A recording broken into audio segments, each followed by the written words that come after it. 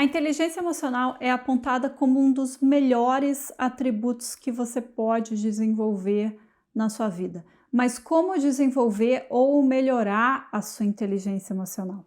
Vamos conversar sobre isso nesse vídeo.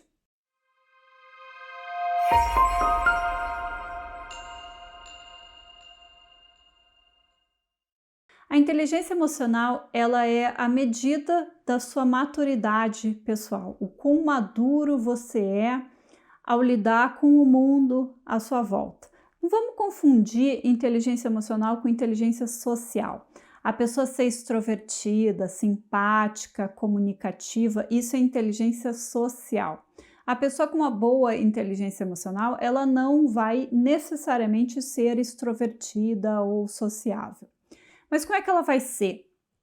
Como é que você identifica uma pessoa que tem um bom grau de inteligência emocional? Ela vai ser uma pessoa que não costuma fazer drama com as coisas, as situações, ou seja, ela não é do tipo que faz escândalo, que perde as estribeiras, que perde o controle, que fica muito ansiosa.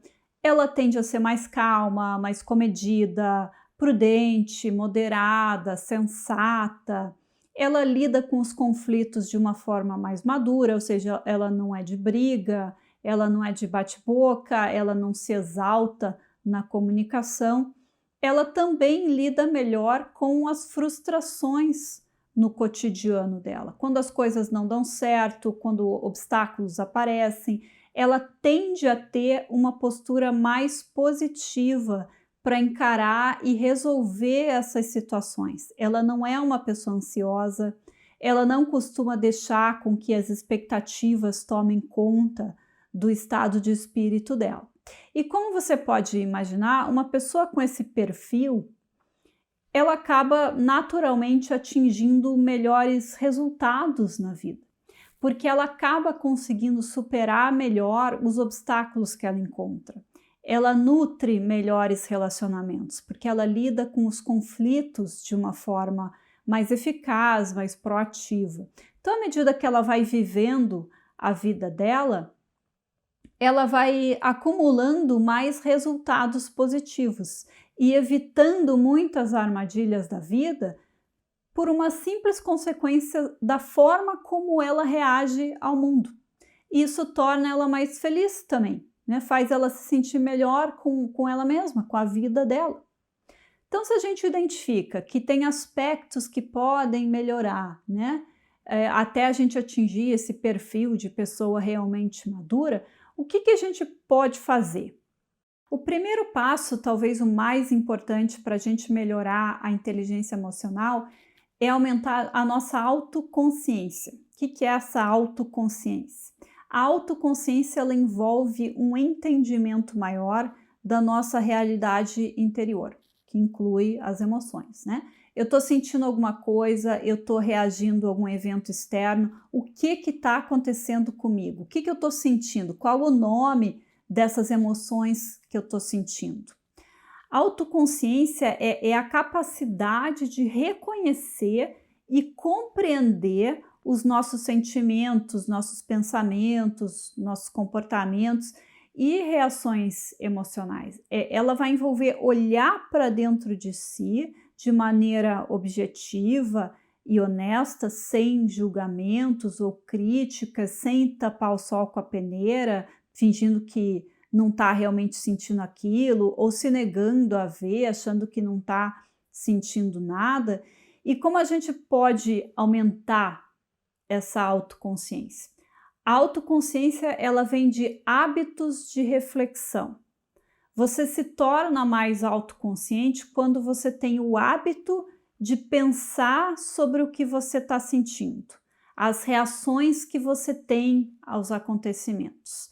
E para desenvolver esse hábito de reflexão, uma das melhores técnicas é você manter um diário. Então, todo dia, no final do dia, você registra ali o que ocorreu com você, mas não de uma forma objetiva, né? Fui no dentista às 10 da manhã, trabalhei o resto do dia, não, né? Não é um registro de ocorrência, mas um momento de reflexão. Tipo, teve uma ocorrência no trabalho, uma pessoa me acusou de ter feito uma coisa que eu acredito que eu não fiz, e eu tive vontade de chorar e eu não consegui me defender, não disse nada e não consegui mais me concentrar nas atividades por causa do dia. Né? Então, em um primeiro momento, né, você faz um registro do que ocorreu. E aí, em seguida, você faz uma reflexão sobre aquilo. Quais foram as emoções que afloraram ali? Que tipo de pensamento que passou pela cabeça? E esse hábito do diário, com o passar do tempo, ele vai resultar na pessoa fazer essa reflexão automaticamente na hora que o evento está acontecendo, né? O que vai levar a pessoa para o segundo passo, que é ela ser capaz de identificar os gatilhos emocionais dela. Os gatilhos são aquelas situações ou coisas que mexem com a gente de um jeito que a gente não reage bem, né? Cada um tem gatilhos diferentes. Tem coisas que me irritam, que me entristecem, que me deixam frustrada ou me deixam com raiva. E para você, tá indiferente, aquilo não mexe com você. Esses gatilhos podem ser situações, objetos, pessoas, palavras, coisas que as pessoas fazem ou falam, pensamentos, memórias, notícia na TV, enfim, qualquer coisa pode ser um gatilho. Gatilho é aquela coisa que é como um botão. Apertou aquele botão, você muda o seu estado emocional. Você pode perder as estribeiras, ficar nervoso, ansioso, irritado, ter vontade de chorar, e são essas reações exageradas e, em alguns casos, desnecessárias e até mesmo inadequadas, inapropriadas, que fazem com que você não seja tão maduro emocionalmente quanto você poderia ser. O que pode tornar você menos inteligente emocionalmente são justamente essas reações deslocadas, ineficazes. A inteligência emocional ela é observada principalmente nas nossas reações, não no que acontece, né, só por fora, alguém diz ou faz alguma coisa, né? Mas o que acontece por dentro.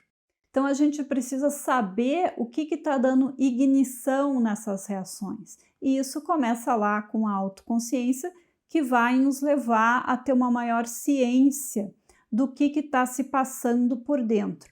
E aí a gente começa a identificar os pontos nevrálgicos. Toda vez que o fulano fala aquilo, eu sinto que meu sangue começa a ferver. Toda vez que eu penso numa determinada coisa, eu começo a ficar ansiosa.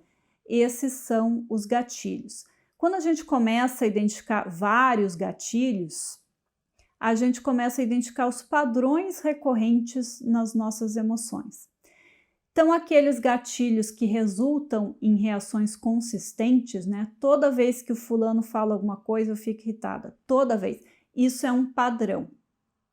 E quando eu me torno consciente desses padrões, eu tenho maiores chances de conseguir cortar a reação, né? Digamos assim, antes do ponto de ebulição.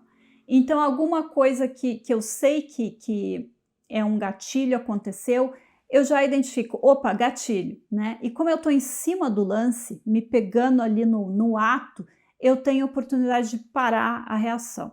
Com o passar do tempo, eu posso até reverter a relação com o gatilho. Aquilo passa a não fazer mais efeito para mim, não é mais um gatilho, eu superei aquilo. Com essas informações em mãos, esses gatilhos que formam esses padrões, e o período que você já passou se auto-observando, você tem melhores condições agora de conseguir identificar o que você já tem de solidificado, de bom, que pode te ajudar a ser mais resiliente, mais forte emocionalmente. E aquelas fraquezas, né, onde você ainda se pega tendo essas reações que são ineficazes, né? Então é legal escrever tudo isso, colocar tudo numa planilha, até para você conseguir no futuro ter uma noção de como você está melhorando, como você está se desenvolvendo. Então, depois de um ano, você olha essa planilha de novo e você vê, eu tinha essa fraqueza aqui que eu já superei, eu não tenho mais isso, não sou mais assim, estou muito melhor, né? Eu não respondo mais a esse gatilho. E isso pode ser um grande fator motivador, porque você vê que o que você está fazendo para melhorar, para desenvolver essa inteligência emocional, realmente está funcionando. Até aqui a gente fez um autodiagnóstico, procurando entender quais são os processos psicológicos que estão no caminho, nos impedindo de manifestar um perfil mais maduro.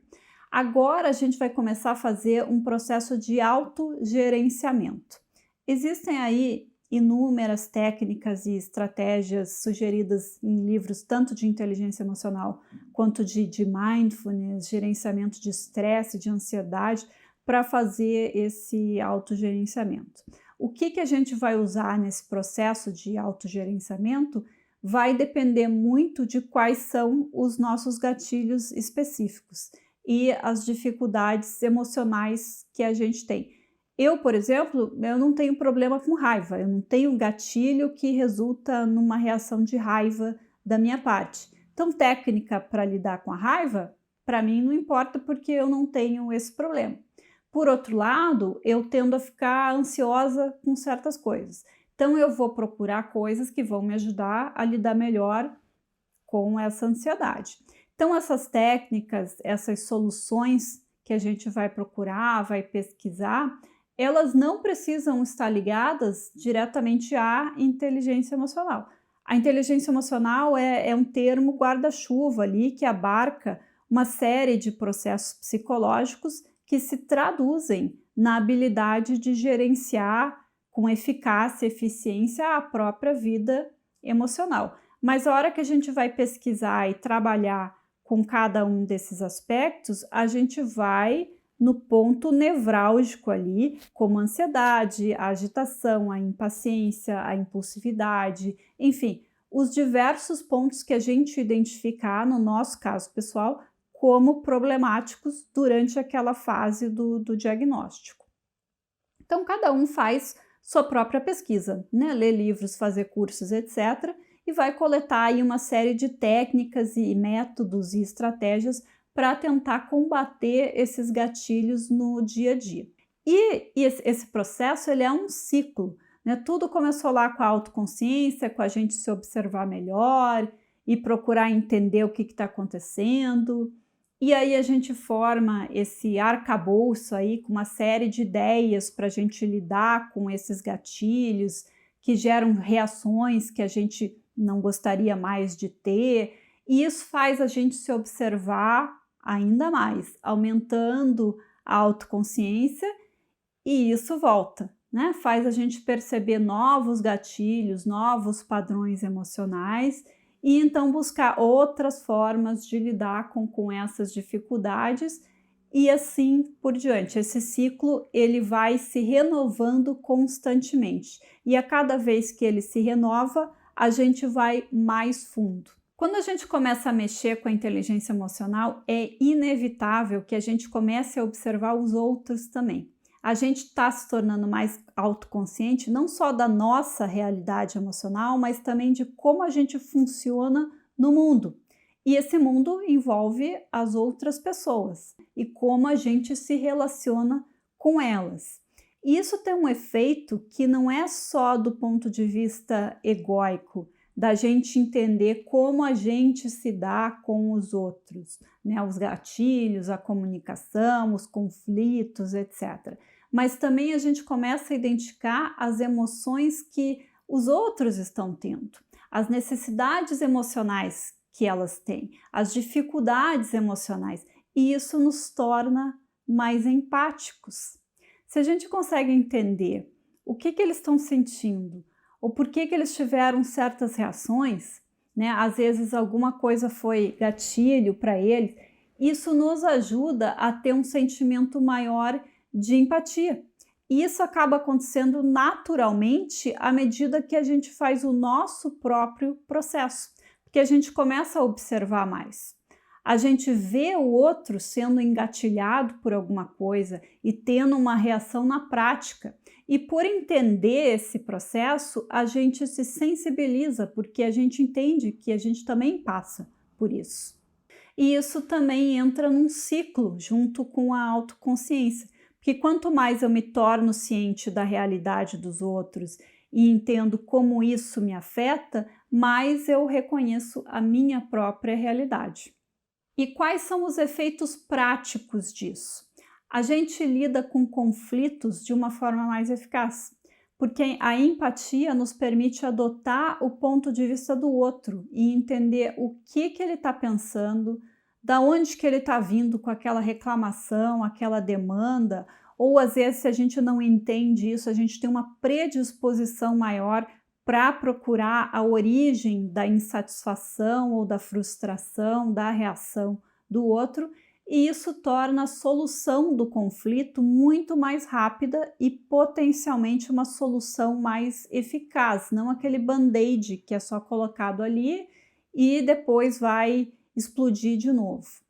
No conflito tradicional, a pessoa cria aquele embate, né? Eu tô aqui, eu tenho a minha própria opinião, eu tô certa e o outro tá errado. O outro tem que ceder, tem que mudar. Isso não resolve o conflito, só coloca mais lenha na fogueira. A baixa inteligência emocional às vezes faz com que a pessoa guarde demais as coisas dentro dela e aí quando ela explode, ela age de uma forma extremamente egocêntrica, desrespeitando completamente a realidade do outro, completamente ignorando a perspectiva da outra pessoa, né, ou as circunstâncias, ou qualquer outra coisa pertinente à situação. A baixa inteligência emocional faz com que a pessoa só pense na dor dela, ou no desconforto dela, ou na frustração dela, ou qualquer que seja a emoção que ela estiver sentindo naquele momento. A empatia é que nos permite baixar um pouco o nível desse egocentrismo, enxergar as outras pessoas e dar o direito delas serem quem elas são e terem as suas opiniões e preferências, mesmo que sejam divergentes das nossas. E isso sem entrar naquele estado emocional de perturbação, de irritação com o outro por ele fazer algo que eu não concordo, ou não gosto, ou que me incomoda. Mas é claro que gerenciar os relacionamentos não é só lidar com conflitos, né? Às vezes o conflito que a gente precisa resolver é aquele conflito íntimo que surge como reação a um gatilho desencadeado pela outra pessoa. É a raiva, é a inveja, é a frustração, é a irritação em resposta a alguma coisa que uma outra pessoa fez ou disse. Então, chegar no âmago dessa questão é muito importante para a gente desenvolver essa maturidade emocional. Por que a gente fica irritado quando alguém fala alguma coisa específica? Às vezes, né, é uma só pessoa que é o gatilho. Outras pessoas podem falar a mesma coisa que não faz diferença nenhuma. Por que isso acontece com aquela pessoa específica? Então, quanto mais respostas você tiver para esse tipo de pergunta, quanto mais detalhes você tiver sobre esses processos que desencadeiam esses conflitos íntimos gerados por outras pessoas, melhor equipado você vai estar para mudar a situação. Que você não tem como resolver um problema que você não sabe o que é, de onde vem, por que acontece, né? Então, esse processo de diagnóstico, ele é 90% da solução já. E boa parte dos problemas emocionais que a gente tem, eles estão ligados aos outros, né? As nossas reações ao comportamento e atitude dos outros. O que nos leva ao próximo passo, que é a assertividade. Então, se a gente pensar aí na maioria dos problemas de conflitos que a gente tem com os outros, a gente vai concluir que a maioria deles, se não todos, são decorrentes de problemas de comunicação. Ou a gente não consegue dizer o que a gente pensa e guarda aquilo por dentro e isso começa a gerar uma série de problemas, ou a gente fala, mas o negócio não sai direito e aquilo gera conflito, ou a gente fala, mas a pessoa não entende e aquilo não resolve a situação. Então, você conseguir falar as coisas certas para a pessoa certa, na hora certa, no tom certo, e se fazer entender e obter o que você quer dessa comunicação, isso é muito difícil. Isso é a assertividade. Mas por que a assertividade está tão ligada com a inteligência emocional? Por que ela é um passo no desenvolvimento da inteligência emocional? Porque para você exercitar na prática essa maturidade emocional, você precisa ser capaz de se comunicar de forma eficaz. Que você não vai ser emocionalmente inteligente meditando lá sozinho num mosteiro no Tibete. Você tem que ter inteligência emocional na realidade do dia a dia. E a vida cotidiana, a gente encontra um monte de gente o tempo todo. E são as pessoas, são os outros que compõem o grosso dos nossos gatilhos, né? Tem até aquela frase, o inferno são os outros. Então, a assertividade, ela pode ser colocada como um dos maiores testes da nossa inteligência emocional. Se a gente consegue reagir de uma forma madura a tudo que os outros trazem para a nossa vida, ao desafio de lidar com os outros e às suas vontades e preferências e divergências conosco, então, na prática, isso significa que a gente consegue se comunicar de uma forma muito eficaz. A gente consegue colocar as nossas ideias, as nossas respostas, as nossas demandas para os outros de uma forma respeitosa, empática e eficaz. Isso é ter assertividade. Há outros aspectos envolvidos na inteligência emocional que eu posso trazer em outros vídeos futuros, mas esses 7 passos eu considero os mais essenciais para a pessoa começar a mexer na forma como ela lida com as próprias emoções e pensamentos e também como ela responde aos estímulos que vêm do mundo exterior, como ela lida com os outros. Cada um desses tópicos merece seu próprio vídeo para a gente aprofundar e ter mais espaço para ampliar esses conceitos e mais dicas de como desenvolver cada um desses passos. Então, se você tem interesse nesse assunto, se inscreva aqui, deixe o seu like se esse vídeo foi útil para você. Eu vou ficando por aqui, então, um grande abraço para você e até a próxima.